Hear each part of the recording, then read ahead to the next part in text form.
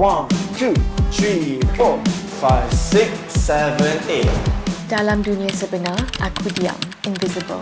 Tapi dalam dunia digital, aku suara yang semua orang nak dengar. Kal, Happy bila terberdi. ada hubungan hati yang tak pernah lekang dengan seseorang yang bergelar childhood friend. Dari kecil lagi, I like you. Sekarang kau dah ada peluang yang aku dah tak ada. Kau yang aku nak sangat spotlight kau. Kalau aku nak, aku tak hidup double life macam ni. Isa ke? Haikal ke? Engkau juga. Back to default. Kau kat sini sebab abang kau sakit sebelum debut. Itu je. Salah aku ke ganti dia? Memang salah! Sorry Mia, kita orang tak boleh datang. Why? Tengok ni, kita dapat tiket Mia. Kalau rival tu boleh buat semua orang lupakan Mia, let's see if Mabel boleh buat semua orang tengok Isa. Aku tak tahu guys, aku tak tahu. Memang sasar dalam gambar ni muka kau.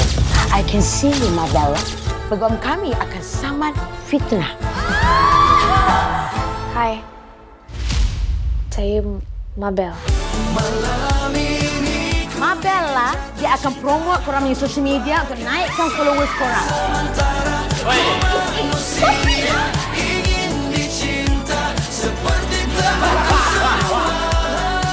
Ni aku nak tanya kau sikit lah. Kau sure kat dia? Kalau kau tak suka kat dia, aku nak try dia. Sebab aku rasa macam aku dah suka kat dia lah. No, in fact, aku dah jatuh cinta kat dia.